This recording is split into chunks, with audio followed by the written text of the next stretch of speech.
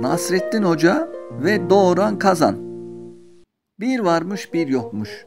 Eski zamanlarda masal anlatan çokmuş. Bizim Hoca Nasrettin köyünde komşularıyla mutlu mesut yaşarmış. Günlerden bir gün hocaya büyük bir kazan lazım olmuş.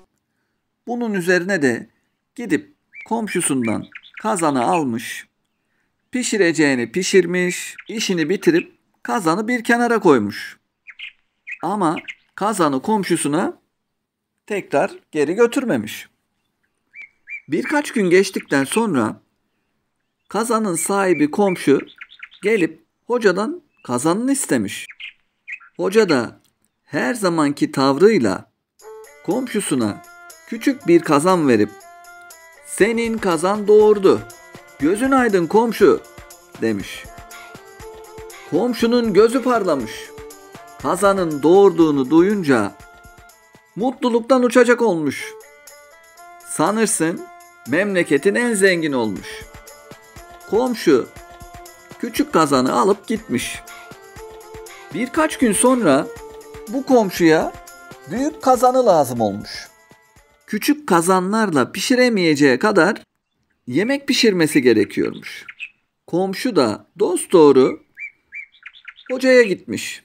Kapıyı çalıp hocadan kazanını istemiş. Hoca komşuyla hoşbeş ettikten sonra komşuya dönüp "Komşu, senin kazan öldü" demiş. Komşu çok şaşırmış. "Hoca, etme tutma, kazan nasıl ölür? Böyle bir şey olur mu?" demiş. Hoca da yine aynı tavırla "Kazanın doğurduğuna inanıyordun. Gözlerin parladı kazanın doğurdu dediğim zaman.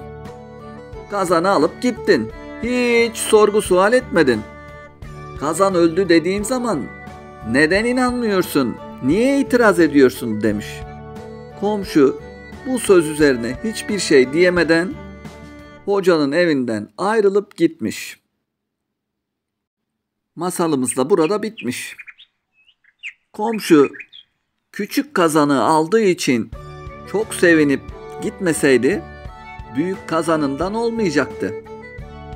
En başta "Yahu hoca, kazan doğurmaz ki, ver benim kazanımı da gideyim" deseydi kazanıyla şimdi istediği aşı bol bol pişirirdi.